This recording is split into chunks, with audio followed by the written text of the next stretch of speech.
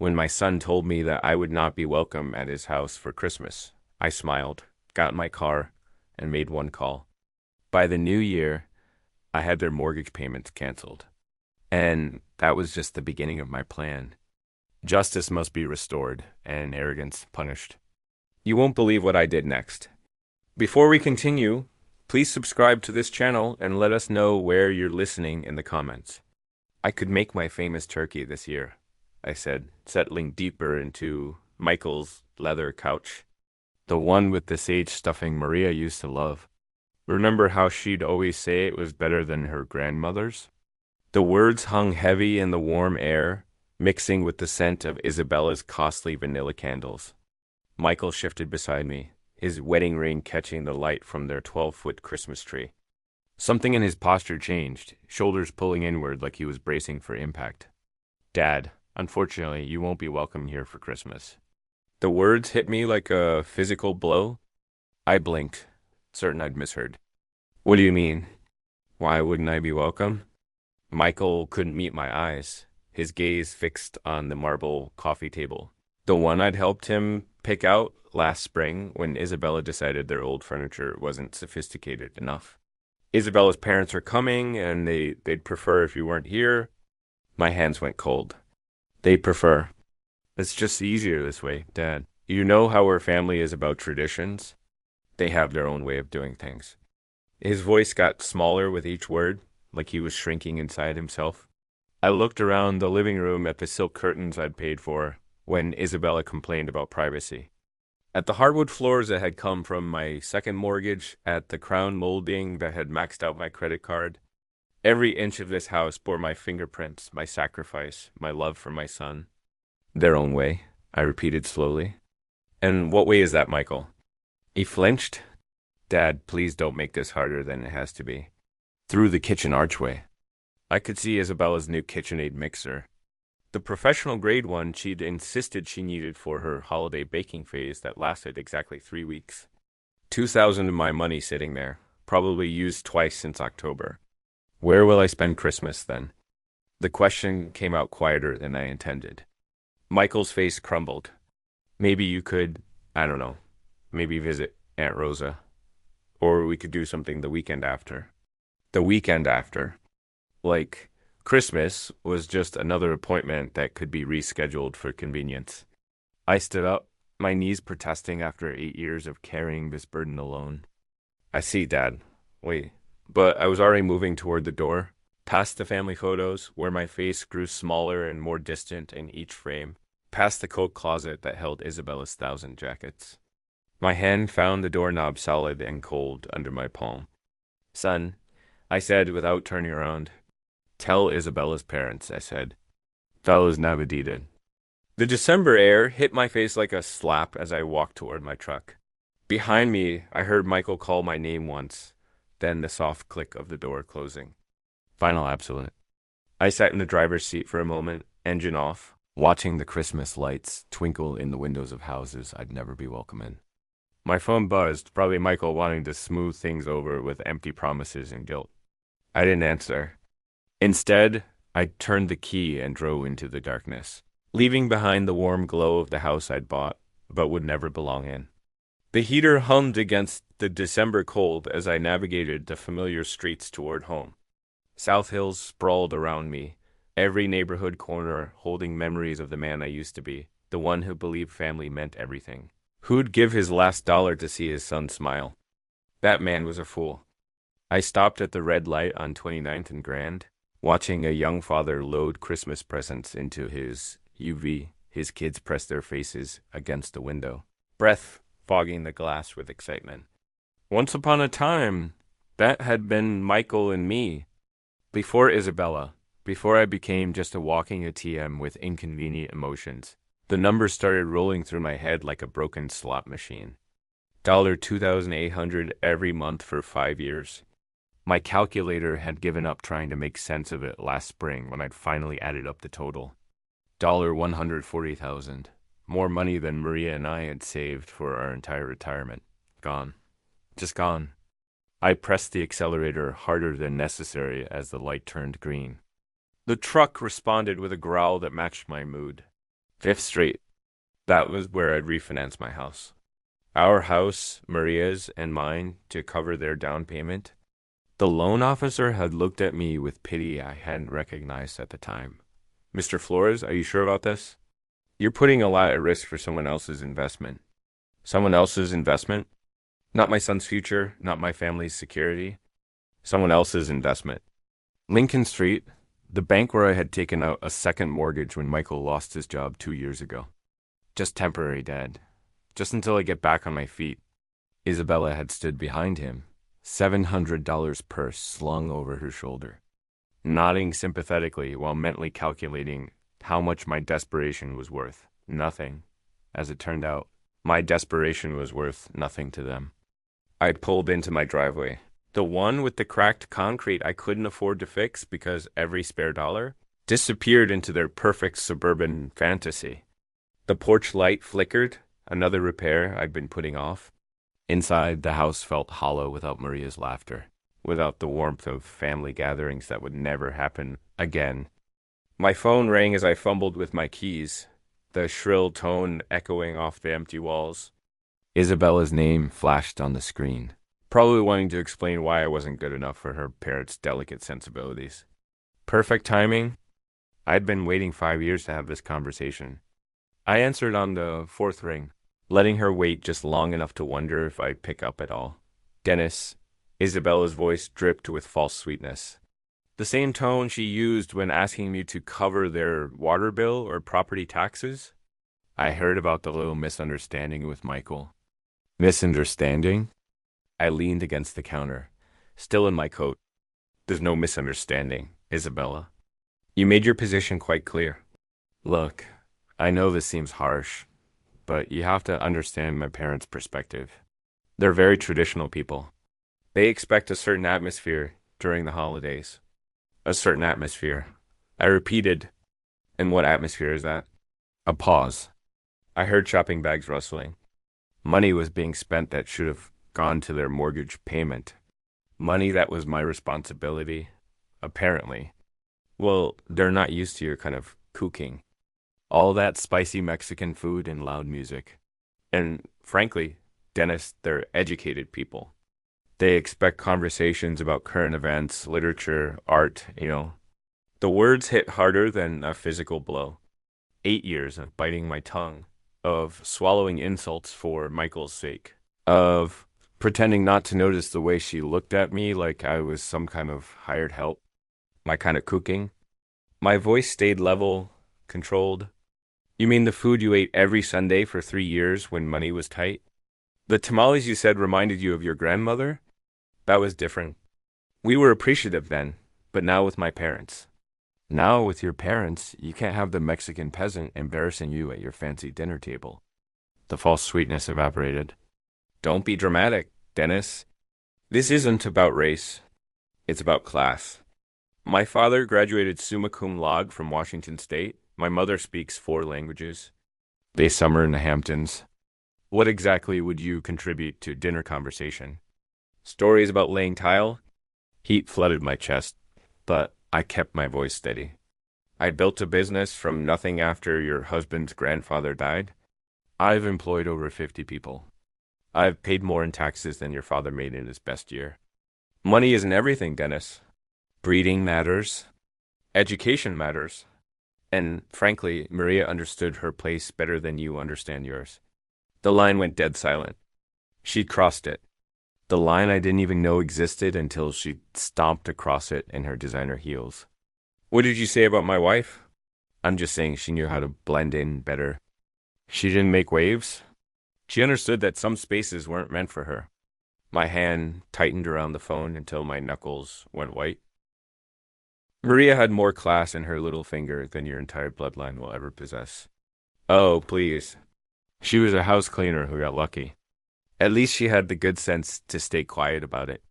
Isabella. My voice dropped to something I didn't recognize. I want you to listen very carefully. This conversation is over. We're done pretending to be family. You can't just we're done, I repeated and ended the call. I set the phone down carefully on the counter, my hands surprisingly steady. Around me, the kitchen felt different, smaller, but somehow cleaner.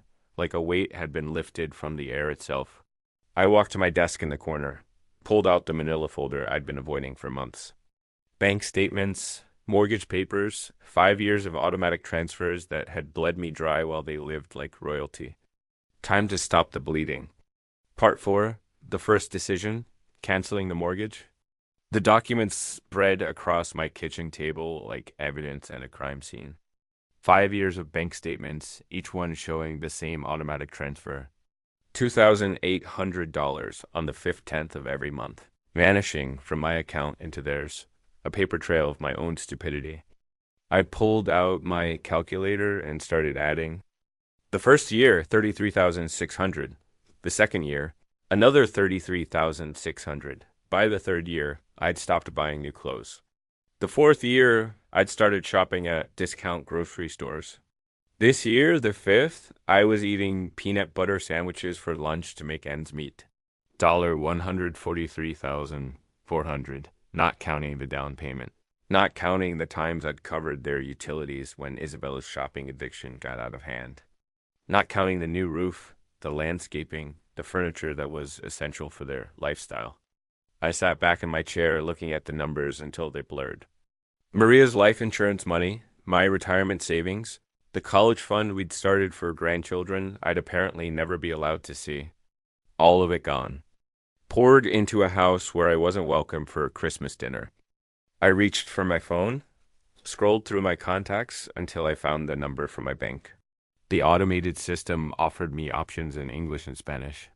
How thoughtful. How accommodating to people like me. Customer service. This is Jennifer. How can I help you today? I need to cancel an automatic transfer, I said, my voice steadier than it had been in years. Certainly, sir. I'll need your account number and some verification information. I rattled off the numbers, watched her type in the background. Professional, efficient, no judgment about why a 62-year-old man was canceling payments to what was probably his son's mortgage. I see the transfer you're referring to, Mr. Flores.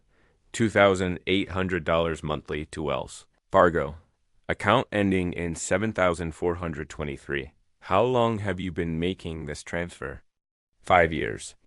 The answer tasted bitter, and you want to cancel it effective immediately? I looked around my kitchen at the outdated appliances I couldn't afford to replace, at the walls that needed painting, at the windows that leaked cold air because I'd spent my home improvement money on someone else's castle. Effective immediately, I confirmed. Done. The transfer has been canceled. Is there anything else I can help you with today? No, I said, surprising myself with how good the word felt. No, that's everything. I hung up and sat in the sudden quiet of my house. Outside, December darkness was settling over Spokane. Christmas lights twinkling in windows where families gathered without conditions, without judgment, without the need to hide who they were. For the first time in 5 years, next month's budget would balance. For the first time since Maria died, I could afford to fix my porch light, buy decent groceries, maybe even take a vacation. I gathered up the bank statements, the mortgage papers, all the evidence of my generosity. Then I walked to my fireplace, struck a match, and watched 5 years of martyrdom turn to ash. The fire felt warm on my face, warmer than I'd felt in years. My phone buzzed with a text message. Probably Michael wanting to apologize, or Isabella needing money for something essential, like new throw pillows. I didn't check it. Instead, I poured myself a glass of the good whiskey, the bottle I'd been saving for a special occasion that never seemed to come. Tonight felt special enough. I raised my glass to the empty room, to Maria's photo on the mantel, to the man I used to be and the man I was becoming. Merry Christmas to me, I said, and meant it. Part 5, Isabella's Provocation. The next morning arrived crisp and clear, December sunlight streaming through my kitchen windows as I nursed my second cup of coffee. For the first time in years, I wasn't calculating how much money would disappear from my account in 3 days. The freedom tasted better than the Colombian blend I'd finally allowed myself to buy. My phone rang at exactly 10:47. A .m, Isabella's name flashed on the screen like a warning label. Dennis. Her voice carried that familiar tone of barely concealed impatience. I need you to pick up my parents from Spokane Airport. Their flight from Portland arrives at 2 o'clock. I set down my mug carefully, watching the steam curl toward the ceiling. Isabella, did you forget about our conversation yesterday? Look, whatever that was about, we need to focus on practical matters now. My parents need transportation, and you're the only one with time during the day. The audacity was breathtaking. Less than 24 hours after telling me I wasn't worthy of sharing Christmas dinner with her family, she expected me to serve as their personal chauffeur. And you're asking me because that's what family does, Dennis. They help each other. Her voice sharpened with irritation. Besides, let's be honest here. You're not my rival. You're too weak to be my rival. So just get in your truck and pick them up. There it was, the final insult wrapped in a command. What airline? I asked quietly. Alaska Air Flight 447. They'll be at baggage claim carousel 3. And Dennis, they're expecting someone who can handle their luggage properly. Don't embarrass us. I could hear nails tapping against something hard. Probably her granite countertop, the one I paid for when she decided laminate wasn't suitable for dinner parties. Of course, I said I'll take care of everything. Good. And wear something decent. Maybe that blue shirt you wore to Michael's graduation. They noticed things like that. The line went dead. She hadn't even said thank you. I sat back in my chair, looking at my phone's blank screen. 2 o'clock. Flight 447, baggage claim, carousel 3. I glanced at the wall clock above my sink. 10:52 a.m., plenty of time. I poured myself another cup of coffee, added an extra spoonful of sugar, and opened yesterday's newspaper to the crossword puzzle I hadn't finished. 7 across. Delayed gratification? 12 letters. The answer would come to me eventually. Part 6. The Airport Trap. At 2:15 p.m., I was settling into my favorite armchair with a fresh cup of Earl Grey and the Spokane Review's Sunday edition. The crossword from yesterday lay completed on my coffee table. Delayed gratification had been postponement. My phone buzzed against the wooden surface. Isabella's name. I let it ring. The December sun slanted through my living room windows, warming the space where I'd spent so many lonely evenings counting the cost of my generosity. Today, the silence felt different, earned intentional. 2:47 p.m., the phone buzzed again. This time, I could see the preview of her text. Dad, where are you? My parents are. I turned the phone face down and returned to the sports section. The Seahawks had lost again. Some things never changed. By 3:30, my phone had buzzed 6 times. I'd finished the newspaper, brewed a second pot of tea, and started organizing the junk drawer in my kitchen table. Amazing what you could accomplish when you weren't rushing around serving people who considered you their personal bellhop. The 7th call came at 3:45. Instead of Isabella's name, I saw a known number. Probably her parents borrowed someone's phone at the airport. I let that one ring too. Outside, a neighbor was hanging Christmas lights on his porch. His children running around the yard with the manic energy that only December afternoons could bring. Normal families doing normal things. No one was stranded anywhere, waiting for someone who would never come. 4:15 p.m., my phone started ringing and didn't stop. Isabella, then the unknown number, then Isabella again. The buzzing became constant, like an angry wasp trapped against glass. I walked to my kitchen and unplugged my landline from the wall. Then I turned my cell phone completely off. Perfect silence. I made myself a grilled cheese and heated a can of tomato soup, comfort food I hadn't allowed in months, as every grocery dollar went to subsidizing their lifestyle. The cheese melted perfectly golden. The soup steamed in my favorite mug. Outside, the winter sun was already starting to set, casting long shadows across my backyard. Somewhere across town, 3 people were probably standing in an airport parking garage, arguing about taxi fare and wondering how their personal servant had the audacity to strand them. The thought made my soup taste even better. By 5 p.m., I'd eaten dinner, loaded my dishwasher, and was considering what movie to watch.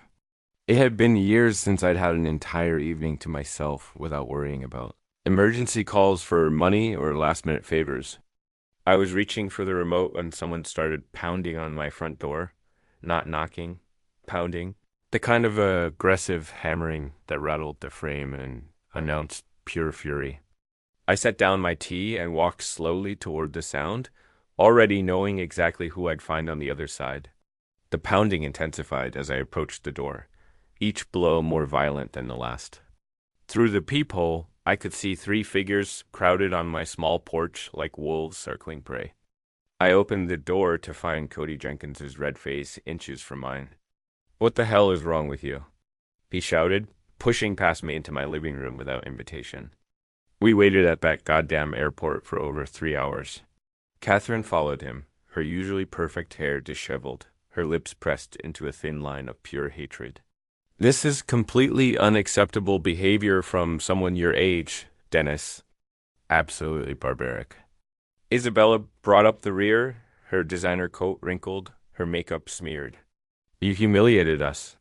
Do you have any idea what you've done? My parents had to take a $40 taxi because you decided to get out of my house." My voice cut through their chorus of rage like a blade through silk. They stopped mid-rant, shocked by the steel in my tone. "Excuse me." Cody's face went from red to purple. "You don't get to make demands here, buddy. Not after what you pulled today." "This is my house," I said quietly, not moving from my position by the door. "And I want you out now." Catherine stepped forward, her voice dripping with the kind of condescension she'd perfected over decades of looking down on people like me. "Dennis, you clearly don't understand the magnitude of your mistake. My husband has connections throughout this city. Business connections, social connections. You can't treat people like us this way, and expect this was a lesson for you," I interrupted, meeting her gaze steadily. "A lesson about your excessive arrogance and your poor treatment of people you consider beneath you." Isabella's mouth fell open. "A lesson? Who do you think you are to teach anyone anything? You nobody? I'm someone who finally stopped being your personal bank account and taxi service." I stepped aside and held the door open wider. "The lesson is over. You can leave." Cody jabbed a finger toward my chest, but didn't quite dare touch me. "You have no idea who you're messing with, old man. I've been in this town longer than you've been breathing its air. I know people, important people who can make your life very, very difficult." "Is that a threat, Mr. Jenkins?" "It's a promise." His voice dropped to a menacing whisper. "You think abandoning elderly people at an airport is just something you can do without consequences? You're about to learn exactly how wrong you are?" Catherine nodded, her smile sharp enough to cut glass. "Indeed, actions have consequences, Dennis, and yours will be quite public." Isabella grabbed her father's arm. "Daddy, let's just go. This pathetic old man isn't worth our time." They filed out of my house like a defeated army, but Cody turned back at the threshold. "You'll regret this," he said. "I guarantee it." I closed the door behind them and turned the deadbolt with a satisfying click. Through the window, I watched them pile into their rental car, still arguing among themselves as they drove away into the December darkness. The house felt cleaner with them gone, as if their presence had left a stain that was only now lifting. But their parting words echoed in the sudden quiet. Public consequences, important people, connections. I walked back to my living room and picked up my tea, still warm in its mug. For the first time in this whole mess, I felt something that might have been concern. But it was overwhelmed by something much stronger. Anticipation. 3 days later. I was enjoying my morning coffee and scanning the Spokane review when I saw my own face staring back at me from page 3. The headline read, "Spokane businessman abandons elderly couple at airport during holiday storm." My hands went still around the coffee mug. There I was in black and white, an old photo from my company's website, probably 5 years out of date. Below it, a story that made my blood run cold and my temper flare in equal measure. Cody and Catherine Jenkins visiting their daughter for Christmas were left stranded at Spokane International Airport for over 4 hours. Sunday when family member Dennis Flores failed to appear for a prearranged pickup. The couple, both in their late 50s, waited in frigid temperatures as a winter storm warning was issued for the region. Winter storm warning. It had been 52 and sunny. We couldn't believe someone would just abandon us like that, said Cody Jenkins, a retired banking executive. We called repeatedly, but Mr. Flores never answered his phone. We were forced to take an expensive taxi in dangerous weather conditions. At our age, this kind of treatment is not just inconsiderate, it's dangerous. The article continued with quotes about my pattern of erratic behavior and concerns about my mental state. Cody had painted himself and Catherine as helpless victims of a cruel old man who'd suddenly snapped without provocation.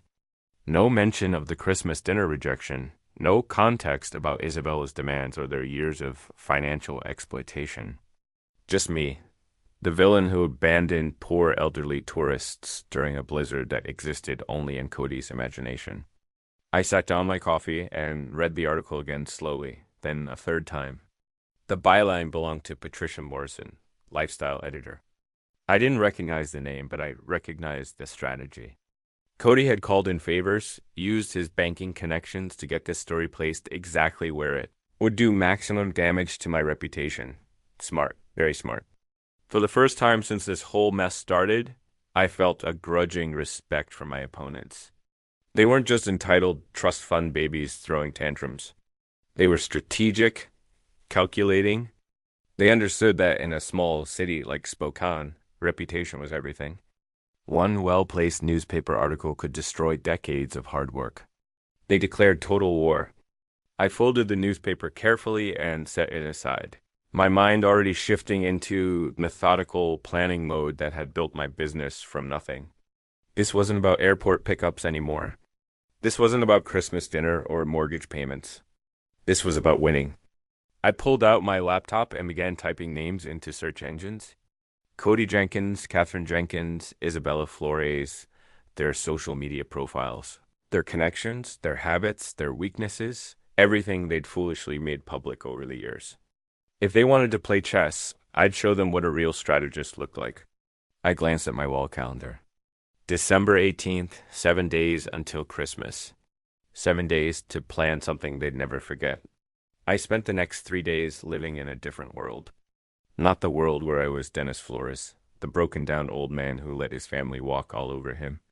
This was the world where I was Dennis Flores, businessman, strategic thinker, someone who'd built something from nothing, and wasn't about to let a bunch of entitled parasites destroy what I'd worked 40 years to build.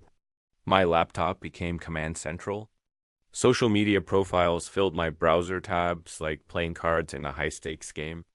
Cody Jenkins, retired First National Bank manager, member of the Spokane Country Club, treasurer of the Inland Northwest Business Leaders Association, a man who'd spent his career in positions of trust and influence, a man with a lot to lose. Catherine's Instagram painted a perfect picture of refined living. Charity luncheons, wine tastings, vacation photos from Corleone, tagged with trash blessed life. Every post carefully curated to project success and sophistication. Comments from friends praising her elegant taste and inspiring lifestyle. All built on other people's money, including mine. Isabella's Facebook timeline told the real story. Posts about our beautiful home with photos of a kitchen I'd paid for. Check-ins at expensive restaurants during the month when I'd covered their utility bills. A status update from last week. So excited for Christmas dinner with family. Can't wait to show off our hosting skills. Our hosting skills, our home, our success. The narcissism was breathtaking. But it was Michael's LinkedIn profile that gave me the final piece I needed. His recent activity showed a new connection. Patricia Morrison, lifestyle editor at the Spokane Review. The same Patricia Morrison who'd written the hatchet job about me. I leaned back in my desk chair, looking at the evidence spread across my screen. These people had made 3 critical mistakes. First, they'd underestimated me completely. Second, they'd gone public with their attack, which meant I could go public with my response. Third, they documented their entire privileged lifestyle online, creating a perfect catalog of hypocrisy. I clicked through to Patricia Morrison's profile. 43 years old, journalism degree from WSU. 15 years at local papers, no previous connection to banking or finance, which meant Cody had reached out cold, probably through someone he knew from his business network. A 5-minute search through local business directories confirmed my suspicion. 3 mutual connections between Cody and Patricia's editor. The story hadn't just appeared. It had been planted carefully and deliberately. Amateur hour. I opened a new document and began typing. Not a response to their media attack, something much better. A timeline. 5 years of financial support, documented with bank statements, receipts, and canceled checks. The down payment for their house, $47,000 from my home equity loan. The kitchen renovation when Isabella decided granite countertops were essential. $18,000 from my credit card. 60 monthly mortgage payments of $2,800 each. $168,000 and counting. $250,000, more than I'd spent on myself in the last decade. My phone buzzed with a text from a number I didn't recognize. Probably Isabella, trying a new angle. I ignored it and kept working. By evening, I had everything organized in a manila folder thick enough to choke a horse. Bank statements, receipts, photos downloaded from their social media showing off purchases I'd funded. A printed copy of the newspaper article with my handwritten notes in the margins documenting each lie and distortion. I looked at my wall calendar. December 24th was circled in red, not because it was Christmas, but because it was the perfect day for justice. According to Isabella's Facebook events, they were hosting Christmas dinner for 12 people. Family, friends, neighbors, members of their social circle. The kind of people who read the Spokane Review and formed opinions based on what they saw there. The kind of people who deserve to know the truth. I closed my laptop and walked to my kitchen where I'd left my good camera. The one I bought years ago to document job sites for my business. Time to put it to work, document something else entirely. Tomorrow was Christmas Eve. Tomorrow, Cody Jenkins and his family were going to learn what happened when you declared war on someone who actually knew how to fight. Christmas Eve morning dawned gray and cold. The kind of Spokane winter day that made you grateful for warm houses and family gatherings. Too bad I wouldn't be welcome at either. But I had other plans. I laid out my evidence like a lawyer preparing for trial. Bank statements organized by year. Each monthly payment highlighted in yellow. Receipts arranged chronologically showing the pattern of my support for their lifestyle. Photos printed from their social media. Isabella's new jewelry. Their vacation photos. The expensive Christmas decorations currently adorning the house. I had helped them keep all of it copied 12 times. One for each dinner guest. The newspaper article went on top of each stack. My red pen notes visible in the margins. Lie written next to Cody's quotes about dangerous weather. False. Beside the claim about my erratic behavior. Missing context highlighted where they'd failed to mention 5 years of financial support. I dressed carefully in my best suit, the navy blue one I'd worn to Maria's funeral, pressed and ready for another kind of farewell. Today, I was saying goodbye to the man who had been a doormat for his family. Tonight, I'd be someone who commanded respect at 6:30 p.m. I loaded my briefcase with the evidence packets and drove to Kendall Yards. Their house glowed with warm light, cars filling the driveway and lining the street. Through the front windows, I could see figures moving around the dining room. Isabella playing hostess in the home my money had helped him buy. I parked across the street and checked my watch. 6:45. Perfect timing. Late enough that everyone would be seated for dinner. Early enough that they'd still be on the main course. No easy escape for anyone. The front door was unlocked. Of course it was. Isabella loved to show off how safe their neighborhood was. How they didn't need to worry about security, like people in rougher areas. I let myself in quietly, the warm air hitting my face along with the sounds of laughter and conversation from the dining room. And then Catherine said, "But darling, that's not how we do things in our family." Someone was saying, followed by more laughter. Our family after everything they'd done to exclude me from it.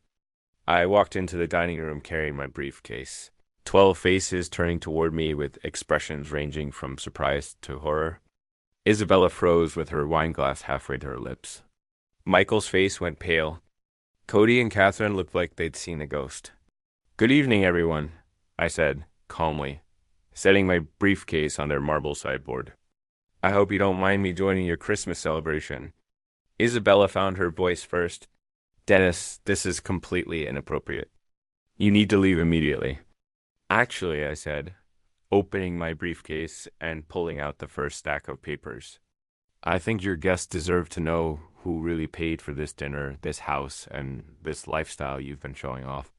A woman I didn't recognize, probably one of Catherine's charity friends, leaned forward with curiosity. "What is he talking about?" "Isabella." "He's having some kind of episode," Isabella said quickly. "Michael, call someone." But I was already moving around the table, placing a packet of documents in front of each guest. "Here are the bank records," I said conversationally. 5 years of financial support, $168,000 in mortgage payments alone. Plus the down payment, renovations, furniture, appliances, everything you see around you. The room went silent except for the rustling of papers as 12 people began examining the evidence. I watched their faces change as they absorbed the numbers, the dates, the undeniable proof of my generosity and their deception.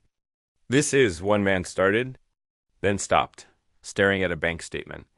"Outrageous," finished the woman across from him. "Isabella, why didn't you tell us any of this?" Isabella's perfect composure was cracking. "It's more complicated than it looks. Dennis volunteered to help us. We never asked." "Actually," I interrupted, pulling out the newspaper article, "let's talk about what you did ask for and what you told the media about me." The temperature in the room dropped 10. I placed copies of the article on the table, watching as the guests recognized my photo from the unflattering story that ran 3 days earlier. "Now," I said, my voice carrying clearly through the sudden silence, "let's talk about the real manipulators in this family." Cody's face had gone from red to ashen. Catherine sat rigid in her chair, her wine glass forgotten in her hand.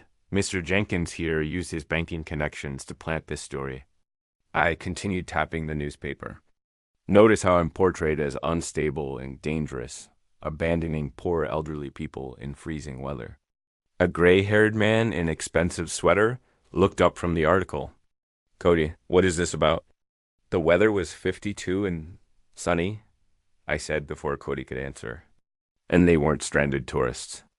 They were Isabella's parents coming to the Christmas dinner I'd been banned from attending because I wasn't good enough for their company." Catherine finally found her voice. "That's not, we never said, you never said what, Catherine?"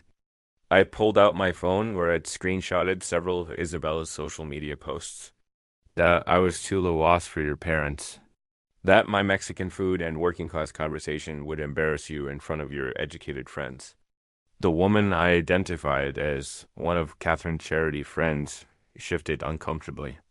"Catherine, surely you didn't—" "He's twisting everything," Cody blustered, but his voice lacked conviction. "This man has serious mental health issues. The stress of aging, financial problems." "Financial problems?" I almost laughed. "Mr. Jenkins, I've been supporting your daughter and son-in-law to the tune of nearly $3,000 a month for 5 years. The only financial problems here are the ones you're about to have." I turned to address the entire table. "These people have taken $200,000 from me while calling me names behind my back. They've manipulated my son against me, banned me from family gatherings. And when I finally stood up for myself, they tried to destroy my reputation in the newspaper." Michael spoke for the first time, his voice barely above a whisper. "Dad, I didn't know about the newspaper." "Your wife knew," I said quietly. "And her parents orchestrated it. They turned me into a villain for refusing to be their personal ATM and chauffeur." The social dynamic in the room was shifting like tectonic plates. I could see it in the guests' faces. The gradual realization that everything they'd been told about tonight's generous host was built on lies. "This is unconscionable," said an older woman in pearls, staring at the bank statements. "Cody, How could you let your daughter take advantage of this man's generosity, then attack him publicly when he stopped enabling it? Cody's carefully maintained facade was crumbling. You don't understand the full situation. I understand perfectly, the woman interrupted. This man has been supporting your family financially while you treated him like hired help. And when he finally said no, you tried to ruin his reputation. Catherine's voice came out strangling. He abandoned us at the airport after you told me I wasn't welcome at Christmas dinner because my presence would be inappropriate for your parents. I said calmly, after 5 years of paying their bills while you looked down on me for my ethnicity and education level. The silence was deafening. 12 people staring at Cody and Catherine with expressions ranging from disgust to embarrassment for having associated with them. Isabella made one last desperate attempt to control the narrative. Everyone, please. This is a family matter that's gotten out of hand. No, I said firmly. This stopped being a family matter when you made it public. When you used the newspaper to attack my character. When you decided my reputation was acceptable collateral damage for your pride. I looked around the table at faces I didn't recognize, but who now knew exactly who I was. I wanted you all to know the truth before you read about Dennis Flores in the paper again, because you'll read about me again. But next time, it'll be the real story. I closed my briefcase and straightened my tie. Enjoy the rest of your dinner. It's the last one I'll be paying for. As I walked toward the door, I could hear the eruption beginning behind me. Voices raised in accusation, questions demanding answers, the sound of a carefully constructed social facade falling apart. It was the most beautiful Christmas music I'd ever heard. The letter arrived on a Tuesday morning in March, delivered by certified mail, with the weight of legal consequences behind every word. I signed for it at my front door, noting how the spring air smelled of new growth and possibility, instead of the winter desperation that had marked those dark December days. Notice of default, the envelope read, final demand for payment. Inside 3 months of missed mortgage payments had caught up with Michael and Isabella like a tsunami of reality. $8,400 in arrears 14 days. To bring the account current or face foreclosure proceedings on the house I'd helped them buy. I set the letter aside and returned to my coffee, reading it the way you'd read news about distant weather. Interesting, but not your problem anymore. My phone had been ringing for weeks with increasingly desperate calls. Isabella's number blocked after the first hysterical voicemail. Cody and Catherine, whose social standing in Spokane had evaporated like morning mist after their Christmas dinner humiliation. Even Michael, whose calls I'd been ignoring out of a mixture of anger and curiosity about how long it would take him to swallow his pride. The answer, apparently, was 97 days. He knocked on my door that Thursday evening, no longer the confident man who'd excluded me from Christmas dinner, but someone who looked like he'd aged a decade in 3 months. Dark circles under his eyes, his expensive suit wrinkled, the smell of desperation clinging to him like cheap cologne.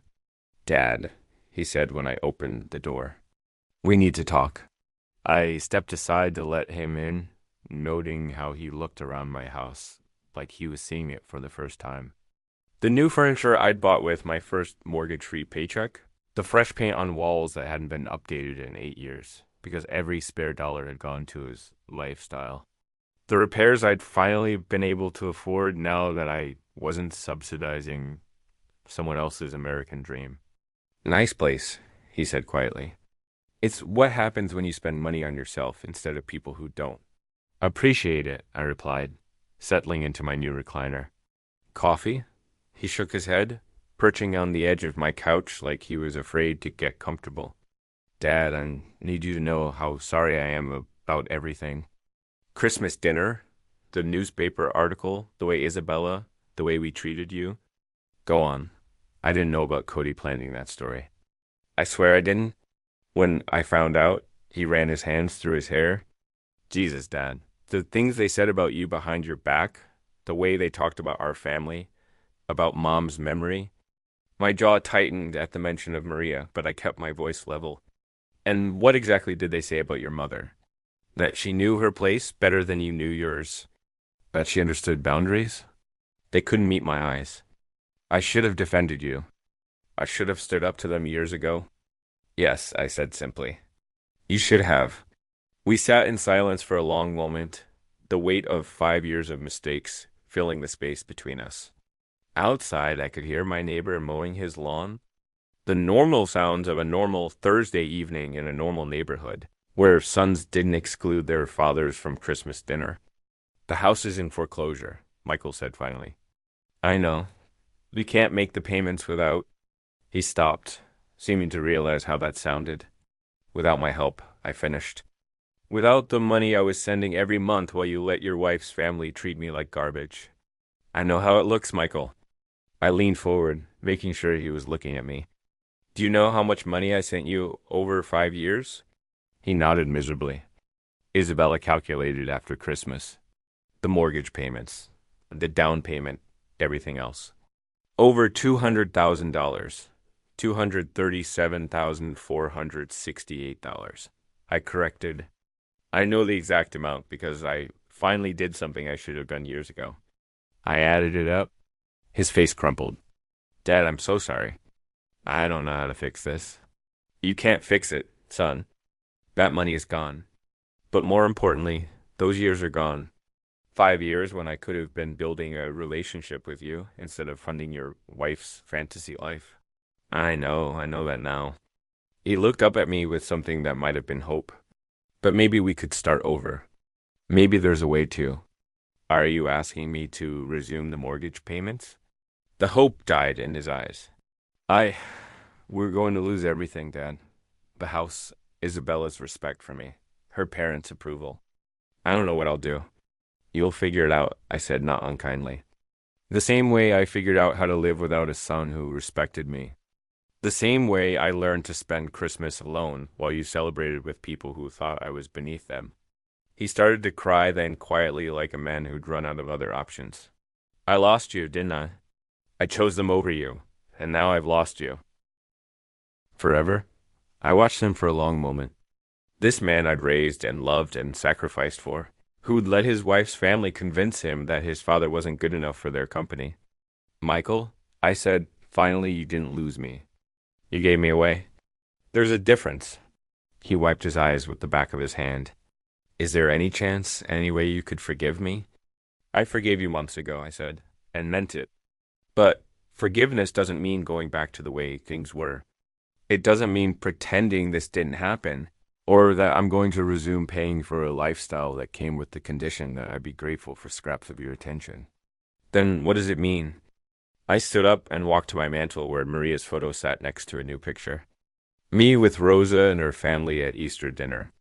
The first holiday I'd spent with people who actually wanted me there. It means that if you want a relationship with me, you'll have to build it from scratch. It means showing me respect instead of demanding I earn it. It means making choices based on what's right, not what's convenient. I turned back to him, and it means that the next time someone, your wife, her parents, anyone, tries to exclude me from family gatherings, you'll remember who actually acts like family.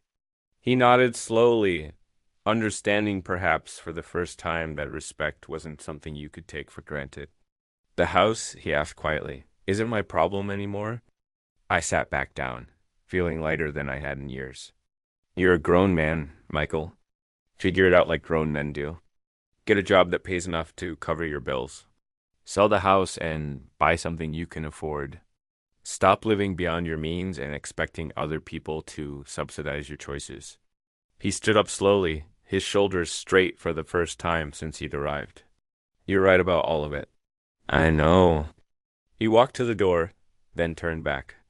Dad, for what it's worth, seeing you stand up for yourself at Christmas dinner. I was proud of you.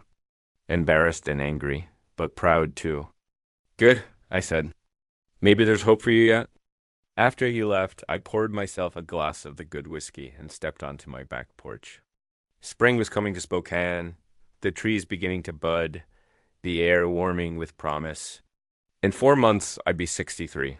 Maria had been gone for 8 years. I'd wasted 5 of those years being a doormat for people who didn't appreciate sacrifice. I wasn't planning to waste any more. My phone buzzed with a text from Rosa. Dinner Sunday. The kids want to show you their school projects. I smiled and typed back. Wouldn't miss it. Real family, it turned out, was something you found with people who actually wanted you there. Everything else was just expensive theater. And I was done buying tickets to shows where I wasn't welcome on stage. The whiskey tasted like freedom, and the future looked exactly as bright as I was willing to make it. If you like this story, please like this video.